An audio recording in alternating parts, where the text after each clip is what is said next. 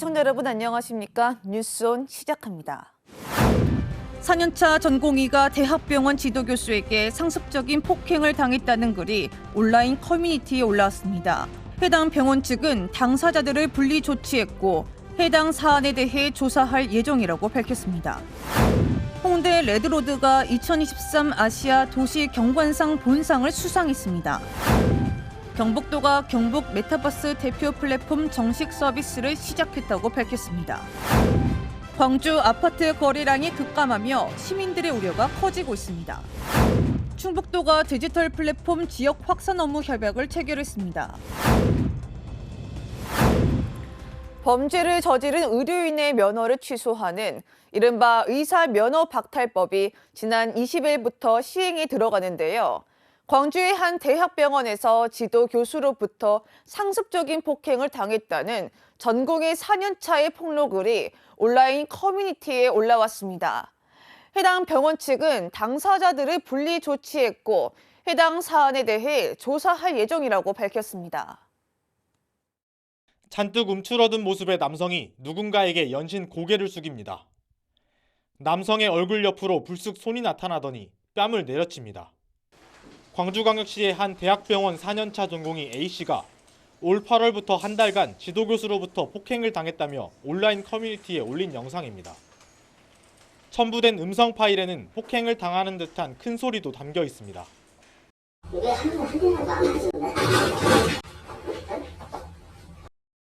A씨는 커뮤니티에 올린 글에서 환자들과 다른 직원들이 보는 앞에서 따로 불려가 둔기로 구타를 당했고 안경이 날아갈 정도로 뺨을 맞은 적도 있다고 말합니다. 대한전공의협의회 측은 피해자와 이야기를 마쳤다며 의료 교육 현장에서 이런 일이 일어났다는 것이 충격적이라는 반응입니다. 이런 일이 지금 수련 병원에서 일어났었고 또 지휘 관계에서 오는 그런 이점을 이용해가지고 폭력이 일어났다는 게 굉장히 지금 좀 경악을 금치 못하는 그런 정도예요. 병원 측은 당사자들을 대상으로 조사한 결과 피해 내용이 사실임을 확인했습니다. 네, 우선 이제 교육수련위원회에서 심의해서 다 모두 사실인 것으로 확인됐고요. 피해자 전공의와 일체 접촉, 그러니까 통화라든지 문자 등을 다 포함해서 금지를 시켰고요. 병원 측은 해당 교수를 대학 내 교원인사위원회에 징계를 건의하는 한편 인권성평등센터에도 사건을 통보했습니다. 한편 20일부터 의료인이 금고 이상의 형을 선고받으면 범죄 구분 없이 의사면허를 박탈하는 의료법 개정안이 시행됐습니다. 수도권 소식입니다. 김성우 민주평화통일자문위원회 전 회장이 마포구 명예구청장으로 위촉돼 소통 행정을 시작합니다. 이날 위촉식과 동시에 본격적으로 명예구청장 활동을 실시하는 시간을 가졌습니다. 마포의 발전을 위해 함께 만들어 나갈 마포구 명예구청장이 위촉됐습니다. 대상은 민주평화통일자문위원회 전 회장이자 현재 고문 활동을 하고 있는 김성우 명예구청장입니다. 이에 지난 15일 마포구 명예구청장 위촉식이 열렸고 동시에 명예구청장 활동을 실시했습니다. 이날은 현안 업무를 청취 및 결재하며 공약과 주요 사업을 확인하는 자리를 가졌습니다. 또 민원에 대해 보고받고 TF회의에 참석하며 본격적인 활동을 이어갔습니다. 김성우 명예구청장은 이날을 시작으로 1년간 구의 정책 과정에 참여하고 구민의 의견을 전달하는 등 구정 발전을 위한 교두보 역할을 맡을 예정입니다.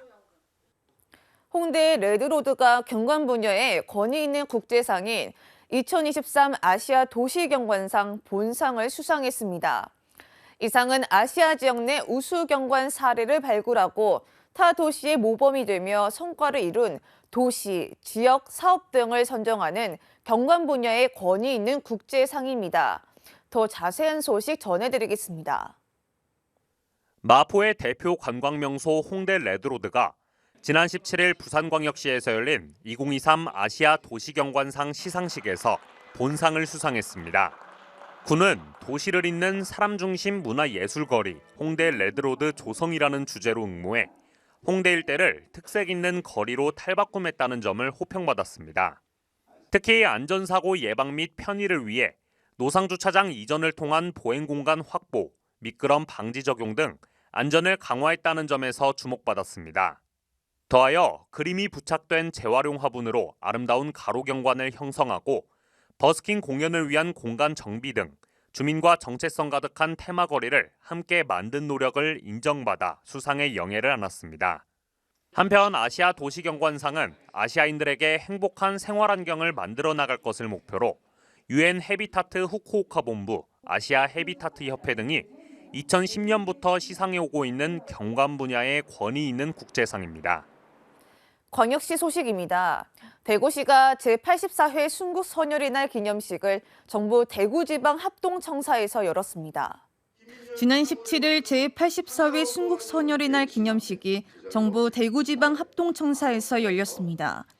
순국선열의 날은 대한민국의 국권 회복과 조국 독립을 위해 희생하거나 헌신한 애국자 및 독립운동가 등의 순국선열들에 대한 추모와 존경을 표하는 날입니다.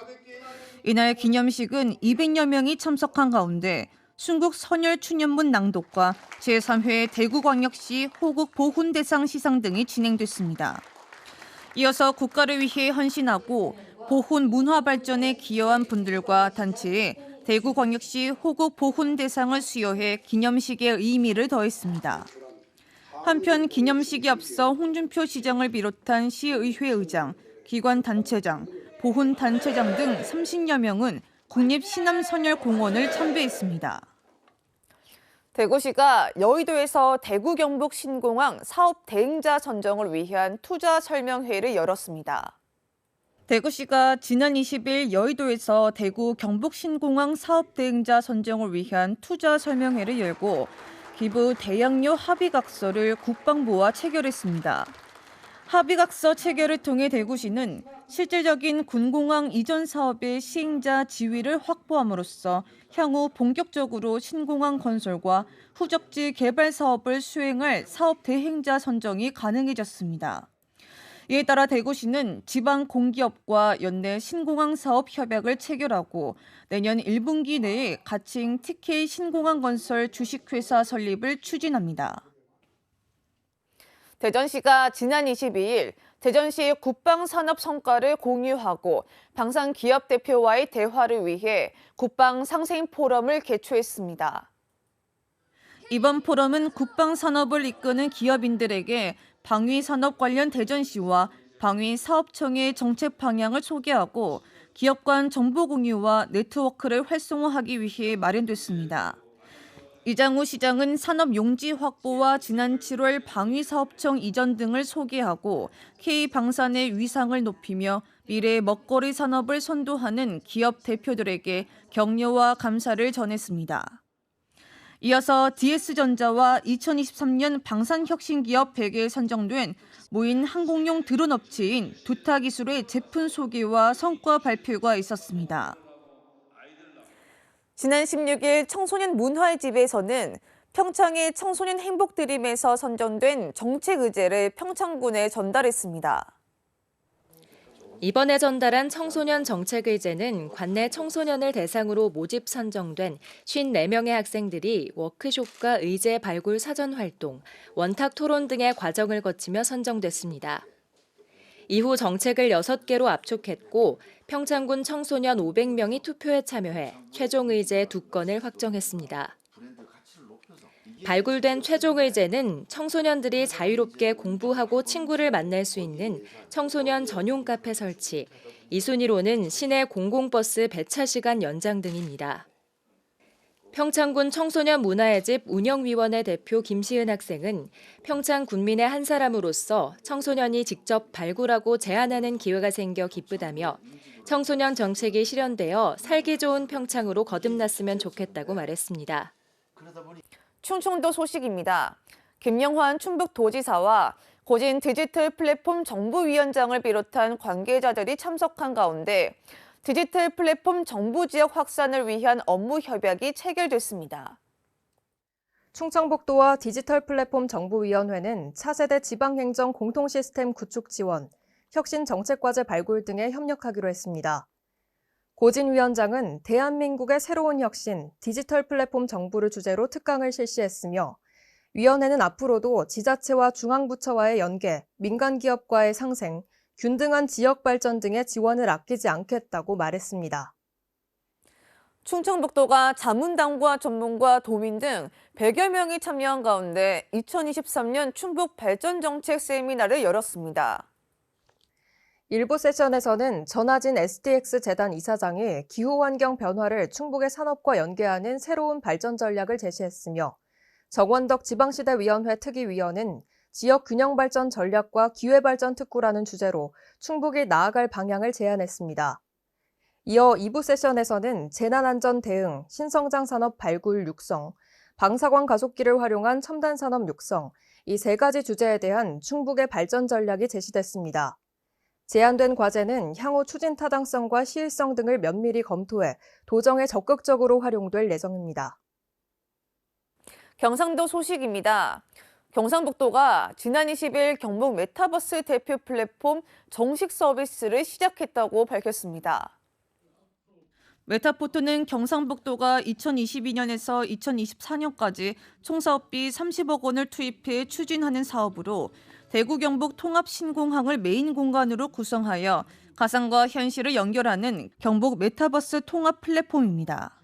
메타포트는 가상과 현실을 넘나드는 체험을 통해 메타버스에 대한 접근성을 높이고 지역과 기업이 가진 신기술을 선보여 경북이 신산업 중심지로 도약하기 위해 개발하게 되었습니다. 앞으로 메타포트가 제공한 오픈 API를 통해 로그인, 아바타 등 연동이 가능해져 지자체, 공공기관, 기업 등이 보유한 메타버스 콘텐츠를 하나의 통합된 서비스처럼 이용할 수 있습니다. 포항시가 글로벌 배터리 산업의 현재와 미래를 진단하고 산학연 전문가들과의 교류를 통한 산업 동향을 공유했습니다. 배터리 산업 육성을 위해 꾸준히 공론회장을 마련하고 있는 포항시는 구축한 네트워크가 빛을 발하도록 컨퍼런스 내실 다지기에도 집중할 계획입니다. 포항시는 14일 배터리 기술 초격차 선도도시 포항을 주제로 배터리 선도도시 포항 국제 컨퍼런스 2023을 개최했습니다. 이날 컨퍼런스 시작에 앞서 시는 지난 7월 지정된 2차 전지 국가 첨단 전략산업 특화단지의 후속 사업 발굴과 산학연 협력을 위한 추진단 출범식을 가지기도 했습니다. 이날 컨퍼런스 기조 강연을 맡은 정황모 LG 에너지솔루션 상무는 배터리 사업 전략과 기술을 발표했습니다. 또 노르웨이 배터리 협회장 등이 노르웨이의 배터리 산업을 소개하고 유럽 시장을 통해 본 글로벌 배터리 시장의 비전에 대해 얘기했습니다. 이후 배터리 산업과 관련한 여러 주제에 대해 전문가들이 발표를 이어갔습니다. 마지막 패널 토론에서는 2차 전지 특화단지 지정 개요, 육성 방안에 대한 발표를 듣고 2차 전지 특화단지 지정 후 우리가 나아갈 방향에 대해 함께 고민했습니다. 시는 지속적으로 배터리 산업 육성을 위한 토론회장을 만들어 온 만큼 컨퍼런스로 구축한 탄탄한 네트워크가 비즈니스로 이어지도록 다방면에서 노력할 예정입니다. 명품 장리문화공원 포항시 추모공원 건립에 속도가 붙을 전망입니다. 총 7개 마을이 추모공원 유치 의사를 밝힌 가운데 지난 17일 이와 관련한 상생협약식이 있었는데요. 장묘문화 개선을 위해 함께 힘을 모으기로 했고 이에 포항시는 추모공원의 성공적인 조성과 운영에 최선을 다하겠다고 했습니다. 17일 포항시의회는 추모공원 유치를 신청한 7개 마을과 상생협약식을 가졌습니다. 포항시는 지난 6월부터 3개월간 추모공원 부지 공모를 진행한 바 있으며 구룡포읍과 연일읍, 동해면 등 총 7곳이 응모했습니다. 이날 상생협약식으로 추모공원 유치 신청 마을은 추진위원회에서 정한 방법과 절차에 따라 공정하고 합리적인 결정 과정에 협력하며 결과를 겸허히 수용하기로 했습니다. 또 추모공원 유치에 관한 모든 활동은 제도 범위 내에서 행하고 지역 간 화합을 저해하는 행위는 자제하기로 뜻을 모았습니다. 한편 포항시는 2028년 말 추모공원 완공을 목표로 하고 있으며 추모공원 전체 부진의 80%에 대한 공원화, 문화 사업 등을 통해 명품 장례 문화공원을 조성할 계획입니다. 광주 전남 소식입니다. 광주 지역 아파트 매매 가격이 2달 연속 상승하며 부동산 시장이 회복 조짐을 보이나 했지만 거래량은 오히려 줄고 있습니다. 대출 금리가 높은 수준을 유지하고 있는 데다 정부의 가계대출 조이기 등으로 대출 여건이 악화한 것이 영향을 미친 것으로 분석됩니다. 제2의 하락기가 오는 것이 아닌지 우려됩니다. 광주 서구의 한 대단지 아파트입니다. 지난 8월에는 매매 거래가 12건 이뤄졌지만 지난달에는 단 한 건에 그쳤습니다. 다른 단지들의 사정도 크게 다르지 않습니다. 부동산에는 지난 추석 이후 급매를 제외하곤 매수 문의마저 뚝 끊긴 상황입니다. 연초에 굉장히 거래가 없었잖아요. 이제 그런 것처럼 그래서 중간에 살아났다가 추석 이후부터는 거래가 많이 준 것 같아요. 매수 문의도 많이 줄었고. 지난 6월 1,400건을 웃돌았던 광주 지역 아파트 매매 건수는 지난달 1,100건대로 떨어졌습니다. 아직 실거래 신고가 모두 완료된 건 아니지만 20% 넘게 감소한 겁니다. 광주의 아파트 매매 가격 지수가 지난 9월 상승 전환에 2달째 상승세를 이어갔지만 거래량은 반대의 흐름을 보이고 있습니다. 거래가 잠긴 건 금리의 영향이 가장 큽니다. 주택담보대출을 비롯한 대출 금리가 높은 수준을 유지하고 있는 데다 가계부채 급등 이후 대출 문턱도 높아졌기 때문입니다. 또 매매가가 오르면서 이 가격에는 사지 않겠다는 매수자와 가격을 더 내리지 않으려는 매도자의 눈치 싸움이 계속되고 있는 것도 영향을 미쳤습니다. 금리가 계속 고점에서 간다면 주택에 대한 가격, 호가부터 해서 조금 더 이제 소비자들이 기대하는 만큼으로 내려온다면은 지금보다는 좀 더 거래가 좀 이루어지지 않을까 생각이 듭니다. 전문가들은 미국 연방준비제도의 기준금리 인하 등 더 이상 금리가 오르지 않으리라는 명확한 시그널 없이는 부동산 경기가 쉽사리 회복되기는 어려워 보인다고 진단했습니다. 광주 지하철 1호선 전체 20개 역 중 유일하게 양동시장역에만 엘리베이터가 설치되지 않았습니다. 장애인이나 노약자들의 통행이 어려워 오랜 시간 개선 요구가 잇따랐는데요. 올해 3월에는 관련 예산까지 편성됐지만 설치 사업은 조금도 진행되지 못하고 있습니다. 휠체어를 탄 정성주 씨가 양동시장역 출구로 향하는 계단 앞에 멈춰섰습니다. 직원 호출 버튼을 누르고 리프트에 몸을 실어 지상에 도착하기까지 걸린 시간은 4분 20초. 답답한 마음이지만 이 역에는 엘리베이터가 설치돼 있지 않아 다른 대안이 없습니다. 리프트는 가장 위험한 거거든요. 저희가 볼 때 만약에 여기서 잘못돼가지고 굴러떨어진다면 얼마나 위험합니까? 저는 엘리베이터를 좀 제발 좀 광주에서 유일하게 없는 곳이니까. 불편한 건 노인들도 마찬가지입니다. 건너편 출구에 에스컬레이터가 있긴 하지만 이곳 역시 결국 계단을 올라야만 밖으로 나갈 수 있습니다. 심한 날을 못 들고 다니잖아요. 엘리베이터가 있으면 얼마나 좋아요. 개선 요구는 잇따르고 있지만 변화는 더디기만 합니다. 지난 3월엔 설치 설계 용역을 위한 예산 1억 원까지 편성됐지만 한 푼도 쓰이지 못했습니다. 부지 확보를 위해선 재개발 지역 주민들의 이주가 먼저 이루어져야 하는데 사업 시공사 변경으로 관련 일정이 미뤄졌기 때문입니다. 양동 3구역 그 재개발 계획하고 좀 연계해서 지금 저희가 진행을 하고 있어요. 금년 4월 이전에 했어야 될 것들을 다시 시작하게 돼서 지금 진행을 이제 하려고 하는 상황이고요. 광주시와 광주교통공사가 재개발 조합의 협조만 기다리기보단 적극 나서야 한다는 지적이 나옵니다. 그렇게 되면 또 부랴부랴 저는 방법 찾을 거라고 봅니다. 교통공사는 물론이고 시 집행부에서도 어떤 부분을 보완을 하면 진행할 수 있는 것인지에 대한 방법과 묘안을 반드시 찾아내야 된다. 재개발 사업의 경우 이주에 최소 1년, 철거에 6개월 이상의 시간이 걸리고 변수도 많아 2026년까지 엘리베이터를 설치하려는 목표가 제대로 이루어질지 우려가 큽니다. 이른바 불수능이었다는 평가가 나오고 있는 올해 수능시험 가채점 자료를 바탕으로 한 지역 대학 배치표가 나왔습니다. 대부분 마무리되는 수시 모집 전형 응시 여부를 결정하는 등 입시 전략에 참고가 될 것으로 보입니다. 킬러 문항 배제 방침에도 일부 고난도 문항이 출제된 올 수능. 그 영향으로 2011학년도 수능 이후 처음으로 만점자가 한 명도 없는 것 아니냐는 관측이 나오고 있습니다. 광주진학부장협의회와 광주시교육청 진학정보분석팀이 가채점 결과를 바탕으로 작성한 배치표 역시 커트라인이 내려간 것으로 나타났습니다. 우선 의예과의 경우 국어와 수학, 탐구 원점수 300점 만점을 기준으로 서울대 292점, 연세대 291점, 고려대와 성균관대 289점 안팎이 될 것으로 예상했습니다.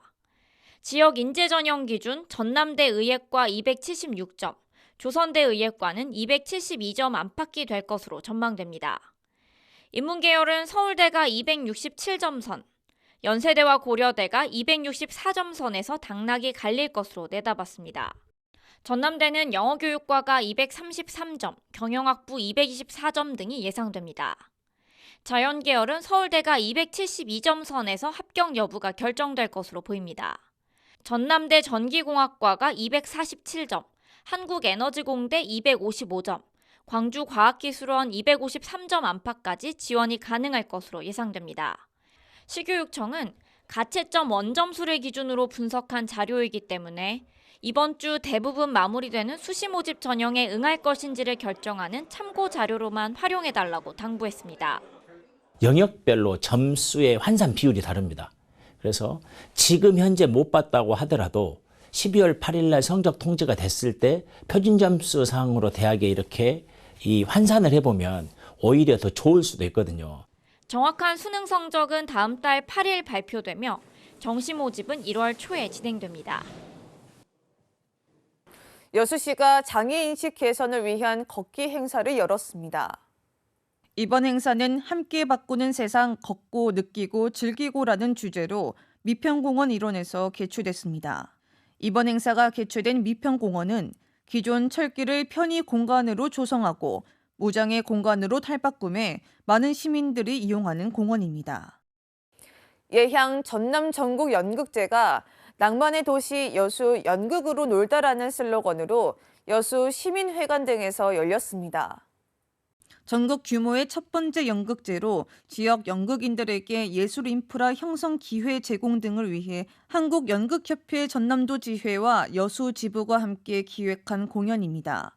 개막 초청작으로 2015년 제36회 서울연극제 우수상과 연출상을 받은 돌아온다가 막을 올렸으며 연극제 외에도 직접 찾아가 공연을 펼치는 아트 딜리버리 또한 진행됐습니다. 제주도가 지난 17일 제주 국제 UAM 드론 컴페스타 개막식을 열었습니다. 지난 17일 제주도는 제주 국제 컨벤션 센터에서 제주 국제 UAM 드론 컴페스타 개막식을 가졌습니다. 개막식은 제주시 뮤지컬 아카데미의 문화 공연, 오프닝 영상 상영 등으로 이어졌습니다.